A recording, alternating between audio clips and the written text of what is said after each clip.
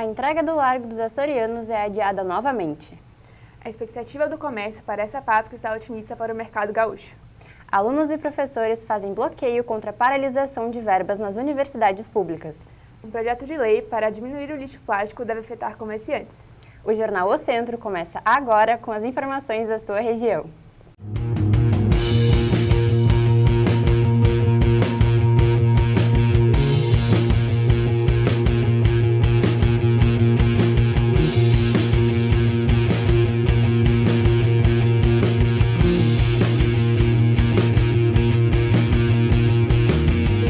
As obras do Largo dos Açorianos seguem inacabadas. Quem espera usufruir do local ainda deve aguardar mais 30 dias até que as instalações sejam finalizadas.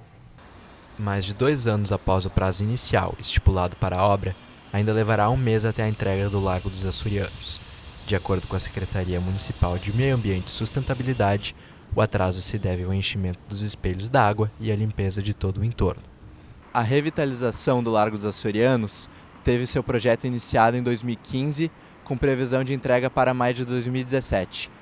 Mas os adiamentos posteriores e as 7 notificações realizadas à empresa responsável pela manutenção e revitalização da obra atrasam a entrega do projeto para os moradores e comerciantes do entorno. Esse Largo dos Açorianos já estava bastante degradado, né? Assim, com o passar do tempo, né? Era ocupado por muitas pessoas de rua, né? Muitos usuários e tal.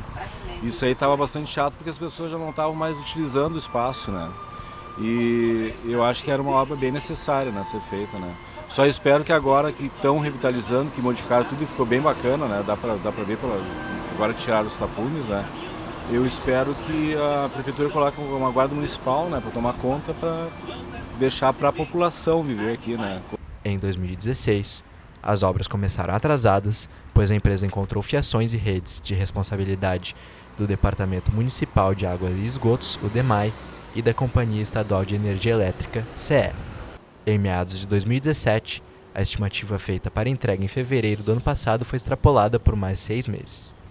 Neste ano, a projeção de conclusão da Secretaria foi estabelecida para março, mais uma vez sem sucesso. No mês de abril, uma extensão foi concedida até maio. Na verdade, o que aconteceu ali no Largo foi a descoberta de redes que a gente então desconhecia, né, até que fosse lançado o edital de licitação. Quando a gente começou a fazer o trabalho de limpeza ali no lago e de remoção de lodo, a gente descobriu algumas redes de infraestrutura que existiam ali próximo ao viaduto. Isso tudo elevou o custo da obra porque eram coisas que não estavam previstas no orçamento inicial. O orçamento final das obras é de R$ 5.400.000, 15% a mais do que o montante previsto no projeto original. O recurso ele provém do Fundo do Meio Ambiente, né? Existe um conselho do meio ambiente. Esse conselho então define onde o dinheiro do fundo, que advém de multas e todo tipo de infração ambiental, vai acumulando nesse fundo, né, ou de algumas contrapartidas também. Foi explicada a importância da área e a necessidade de investimentos, então foi aprovado a utilização do recurso do Fundo do Meio Ambiente para a execução da revitalização do entorno ali da Ponte de Pedra. A Elma Eletromontagens, empresa responsável pela revitalização mediante processo licitatório, alegou esgotamento de sua capacidade para cumprir o cronograma de obras. Nós, como somos os fiscais da obra na prefeitura, nós temos a fiscalização da obra, nós estabelecemos que a comunicação sempre ocorresse mediante a prefeitura, justamente para facilitar, como são vários os setores intervenientes numa reurbanização como essa, e a prefeitura sempre está acompanhando e frente ao contrato, que a gente possa ter o controle mesmo da informação e da comunicação para poder evitar, né, algum ruído de comunicação.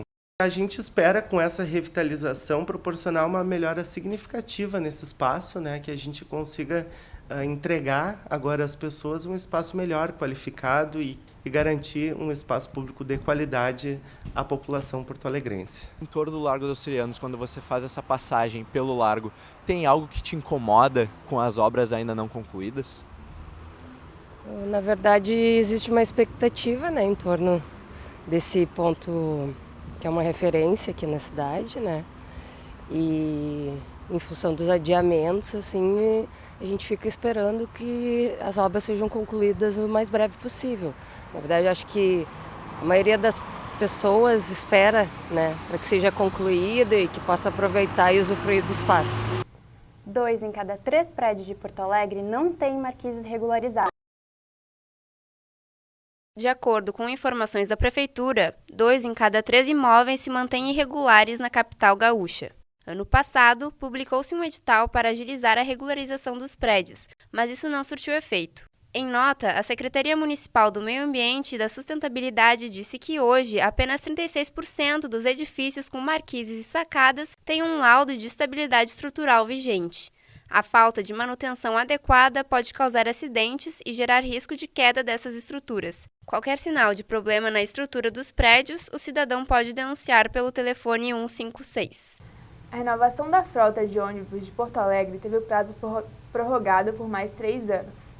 O avanço da acessibilidade no transporte coletivo, que já está atrasado, enfrenta mais dificuldades. A Lei de Acessibilidade determinou, em 2004, que todos os ônibus do Brasil deveriam ser acessíveis até 2014.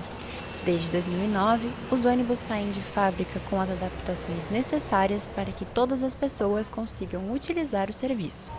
Em Porto Alegre, cerca de 80% da frota é completamente acessível.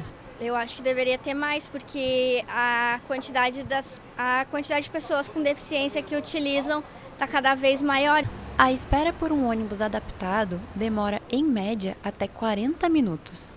Além do longo tempo, o atendimento prestado ao cadeirante no embarque nem sempre é adequado. Às vezes tu espera, vem 2, 3 ônibus que não são adaptados. Quando vem um adaptado, não está funcionando. Ou o próprio cobrador, motorista, eles não sabem lidar, entendeu? A coordenadora de acessibilidade da Fundação de Desenvolvimento de Políticas Públicas para Pessoas com Deficiência afirma que a acessibilidade nos ônibus de Porto Alegre não pode ser pensada apenas na questão de haver ou não um elevador para o cadeirante, mas sim que diversos elementos devem ser contemplados. A atitude das pessoas que vão receber esse cadeirante, esse usuário do transporte público, que essa pessoa consiga ali entrar e sair do ônibus com total autonomia. Isso é acessibilidade. Legalmente falando, 100% da frota de Porto Alegre ela é acessível.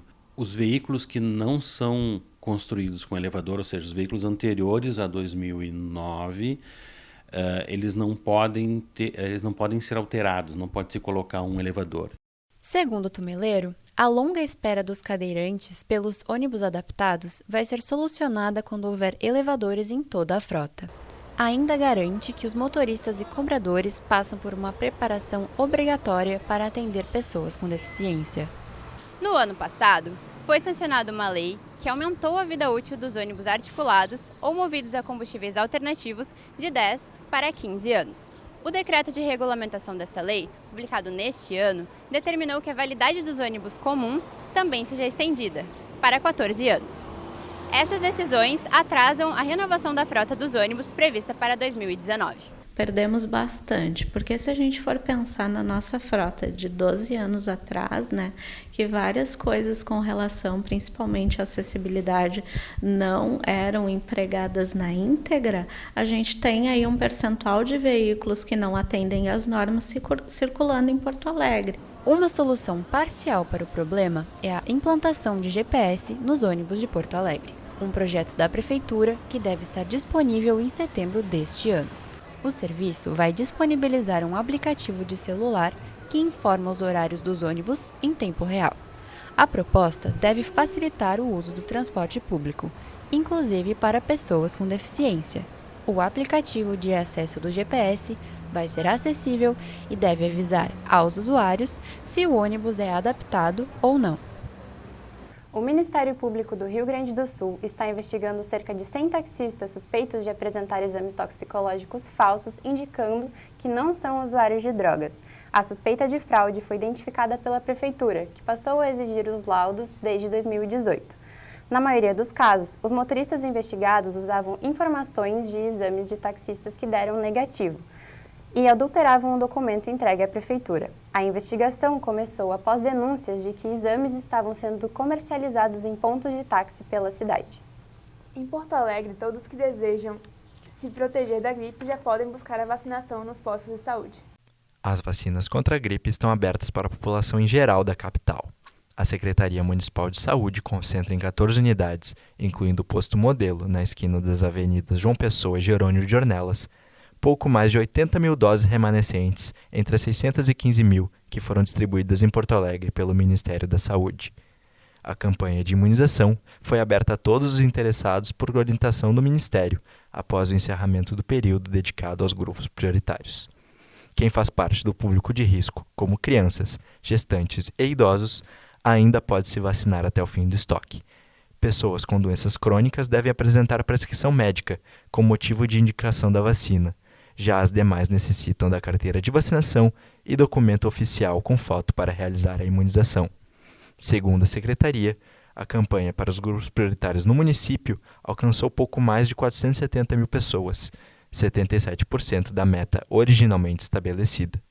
Veja a seguir. A expectativa do comércio para essa Páscoa está mais otimista para o mercado gaúcho. Alunos e professores fazem bloqueio contra a paralisação de verbas das universidades públicas.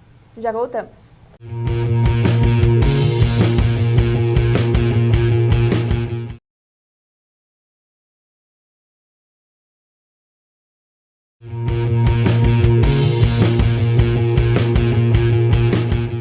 O Hospital Beneficência Portuguesa está oferecendo serviços clínicos, cirurgias e diagnósticos pelo SUS. A previsão é de que os serviços estejam disponíveis até 2025. O Hospital Beneficência Portuguesa passou por uma crise a ponto de quase fechar as portas em 2017. A instituição voltou a funcionar em agosto de 2018, sob a administração da Associação Beneficente São Miguel, responsável pelo espaço até hoje.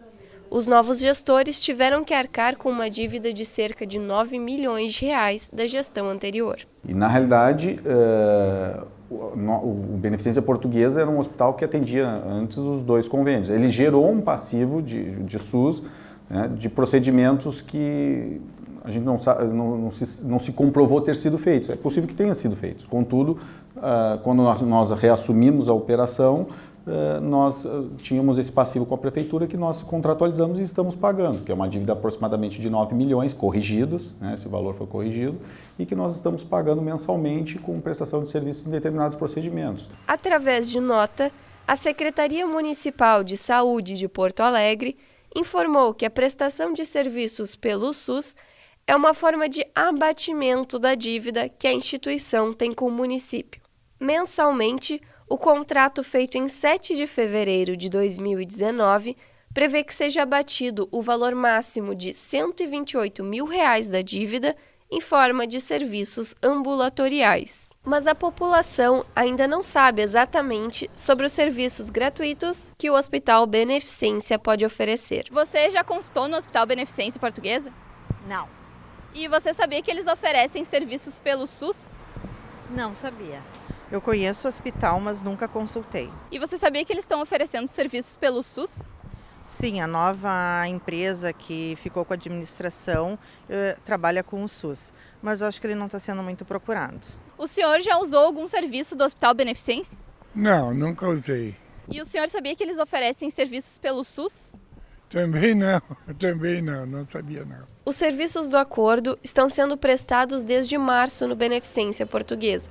O hospital oferece diagnóstico em laboratório clínico, exame de avaliação de tecidos e células, o anatomopatológico, radiologia, ultrassonografia e endoscopia, procedimentos clínicos como consultas, atendimentos e acompanhamentos e também pequenas cirurgias. Mas não é possível utilizar estes serviços sem ter um encaminhamento. Os pacientes devem antes consultar em unidades básicas de saúde. Depois, entram para a lista de espera da Secretaria Municipal de Saúde aqueles que precisam de um atendimento especializado. É a secretaria que regula exames, cirurgias e procedimentos e direciona os pacientes para o Beneficência, dependendo da disponibilidade e do encaminhamento. Recentemente nós tivemos uma reunião, um encontro, uma agenda com a Secretaria de Saúde de Porto Alegre, numa perspectiva de repactualizar, de recontratualizar alguns serviços que nós ainda não conseguimos colocar ainda em funcionamento, que nós retardamos o início dessas atividades e tentando buscar outras atividades, outros serviços que sejam de interesse público para prestar e poder cumprir esse plano operativo desse débito que nós temos junto à Prefeitura. O hospital preferiu não detalhar quais seriam os serviços por ainda estarem em negociação. De acordo com a Secretaria Municipal de Saúde, o acordo não prevê repasse de recursos ao hospital.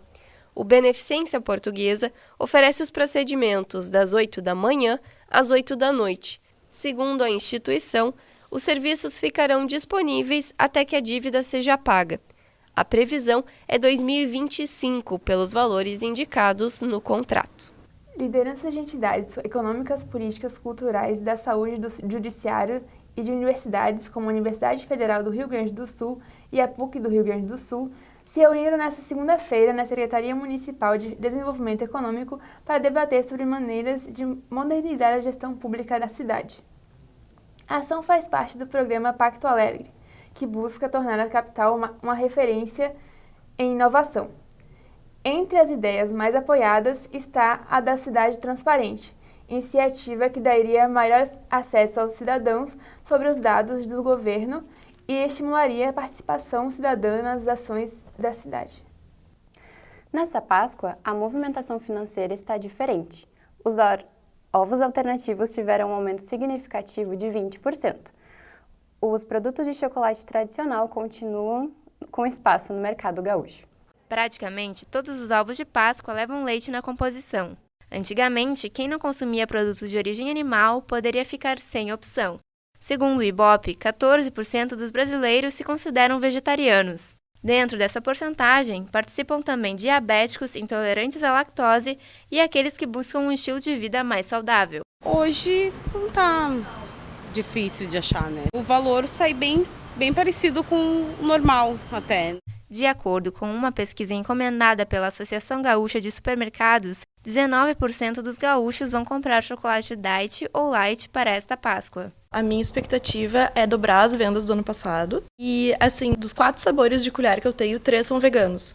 Porque eu vejo mesmo o público pedindo cada vez mais. E os sabores... O único sabor que não é vegano, que leva ovos, é o que menos está saindo. Então, tem uma procura muito grande, né? A Uvebra, empresa de chocolates industriais sem lactose, sem proteína animal e sem açúcar, prevê um crescimento do faturamento de 20% ano a ano durante a Páscoa. Porém, a projeção do mercado em geral não é tão otimista assim. A gente estima que ela vai crescer de 4% a 5% em relação à Páscoa do ano passado. Então, a gente está tendo uma previsão de crescimento sobre um período que já teve crescimento, que é do ano passado. Ao todo, 12% dos ovos de chocolate produzidos no país vão ser comercializados no Rio Grande do Sul, alavancando um faturamento de 84 milhões para o setor. A expectativa de maior venda são ovos de até 150 gramas, barras de chocolate e caixas de bombom.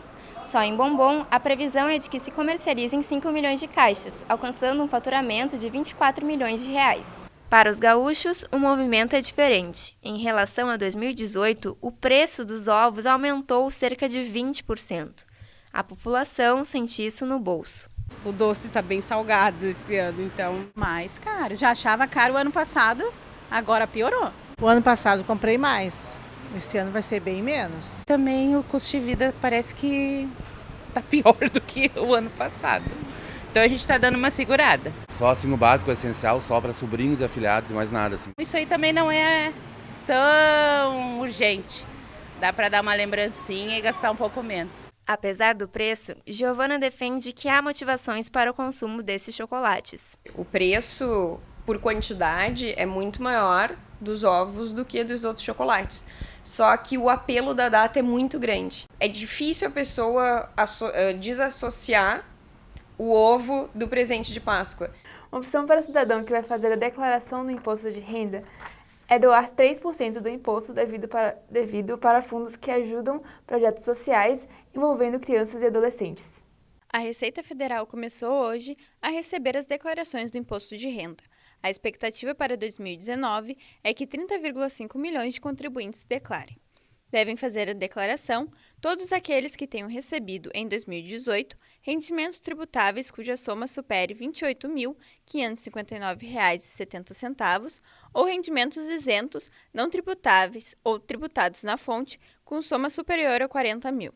No caso de atividade rural, a quantia deve ser maior do que R$ 142.798,50. Este ano, o prazo da declaração do Imposto de Renda é até o dia 30 de abril. Entre as novidades está a facilitação da doação do imposto devido para os fundos sociais. A destinação de 3% do imposto devido na entrega é calculada automaticamente pelo programa gerador de declaração.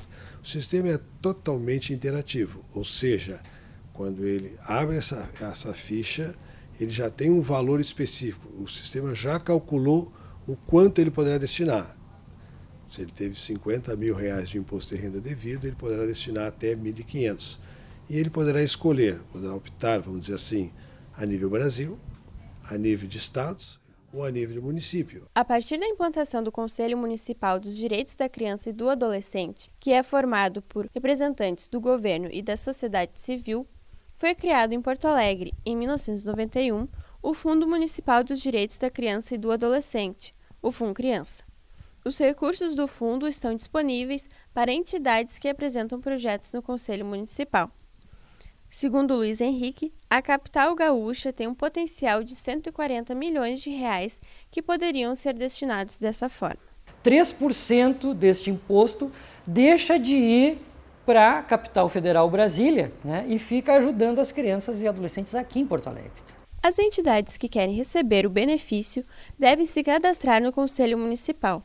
Depois, elas devem apresentar um projeto para captação de recursos. A partir da captação e do uso desse recurso, as entidades prestam conta e são fiscalizadas pela Prefeitura. Na região central de Porto Alegre, 53 entidades são beneficiadas pelo FUNCriança. Entre elas está a Associação Sol Maior, que se dedica à educação musical gratuita de mais de 450 crianças e adolescentes em situação de vulnerabilidade social. Além também de oficinas de cidadania, são oferecidas aulas de dança, canto coral, oficinas musicais e instrumentais. É fundamental, acho que para todas as entidades, principalmente para aquelas entidades sociais que não têm esse convênio com o poder público, né, receber esse aporte do FUNCriança é muito importante. A maioria das entidades que trabalham com crianças, que têm projetos de captação de recursos aqui no município, estão realmente fazendo aquele trabalho que se propõe no projeto, né? E isso aí, digamos assim, é um ganho para toda a sociedade porto-alegrense.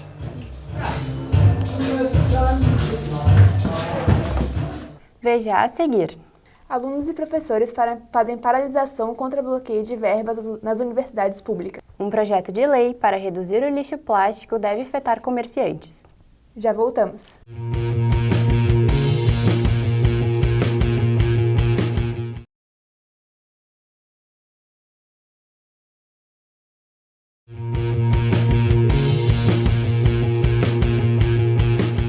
Alunos e professores fazem paralisação contra o bloqueio de verbas anunciado pelo governo federal.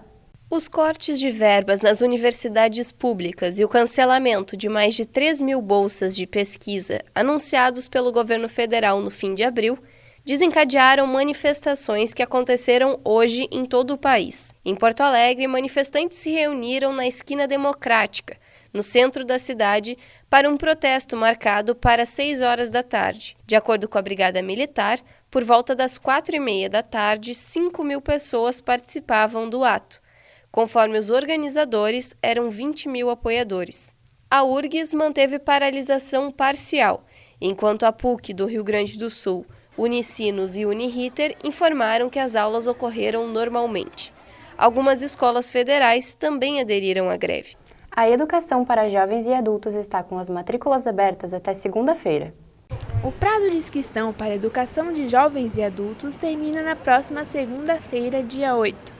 Serão disponibilizadas 320 vagas que permitem a conclusão do ensino fundamental em até 1 ano e sem custos. A idade mínima para se matricular é 15 anos. o candidato também precisa ter pelo menos o 5º ano do ensino fundamental completo. As inscrições podem ser feitas das 9 às 16h30 na Unidade de Gestão de Vagas da Secretaria Municipal da Educação, localizada na Rua dos Andradas, número 680. Informações sobre a documentação necessária podem ser encontradas no site www.monteirolobato.edu.br.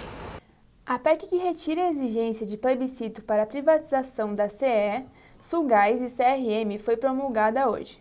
No entanto, o governo Eduardo Leite decidiu adiar o envio dos projetos para a Assembleia para criar um grupo de trabalho que vai reunir opiniões dos deputados em relação às propostas.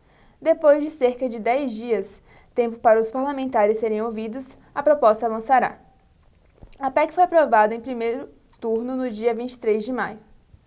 Projeto de lei para restrição da venda e distribuição de copos plásticos descartáveis é proposto na Câmara de Porto Alegre.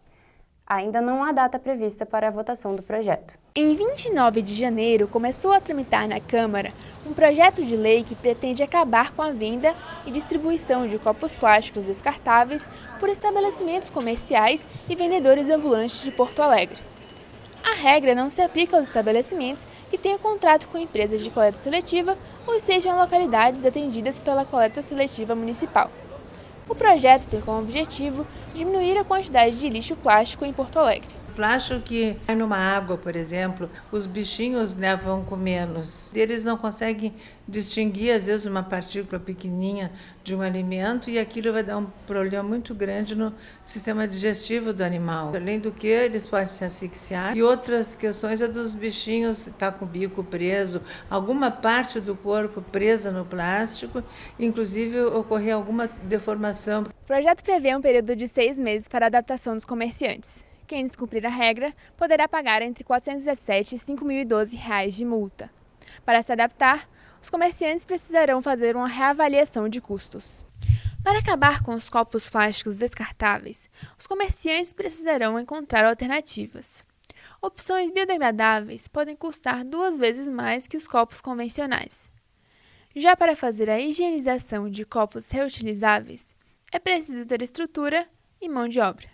Isso vai acarretar uma mudança organizacional de processos, porque uma série de materiais reutilizáveis eles vão ser sujeitos a recolhimento e processo de lavagem e higienização. E isso vai exigir, então, uma mudança na estrutura de custos da própria empresa, e ela vai ter que avaliar se efetivamente essa estrutura de custos ela vai suportar simplesmente absorver esses custos adicionais, ou ela vai ter que ter algum tipo de compensação, que normalmente quem realiza essa compensação é o cliente. Antes mesmo do projeto, este estabelecimento optou por usar copos de vidro e de plástico reutilizável. Quando necessário, utilizam também copos de papel, que são biodegradáveis. A pessoa vem aqui, faz o pedido do café e é para levar, a gente já faz ele num copo biodegradável. Então a gente foi atrás de um fornecedor que ele é realmente um fornecedor mais caro de um material biodegradável, ou seja, ele vira adubo facilmente na terra. Esta lancheria ainda utiliza copos de plástico, mas já está no processo de mudança para materiais biodegradáveis e reutilizáveis. Nós aqui já estamos providenciando copos canudos de plástico não, desculpa, de papelão. O patrão está pesquisando valores, coisas para trocar. A gente está mudando, procurando melhorar e evoluir um pouco, né? Para alguns comerciantes, o projeto de lei não é a solução mais efetiva. Mas eu acho que é um mal necessário, tem que ter o plástico sim. Ou um descartável. Para nós ficaria caro, né? Porque a outra embalagem, aquela de papelão, é muito mais cara, né? 37.600 toneladas de lixo plástico foram coletadas pelo Departamento Municipal de Limpeza Urbana de Porto Alegre no ano passado. Devido ao descarte inadequado, apenas 6,8% desse lixo foi reciclado. Além de estabelecer leis para diminuir o consumo de plástico, é necessário conscientizar a população. São processos de educação ambiental, né? Então essas coisas são lentas, porque se for assim acabar desse jeito, é uma coisa bem autoritária, né? Mas política pública, tá? Os países, as cidades, os estados, os países têm que assumir isso com política pública, como educação ambiental. O Jornal Centro fica por aqui. Boa noite. Até amanhã.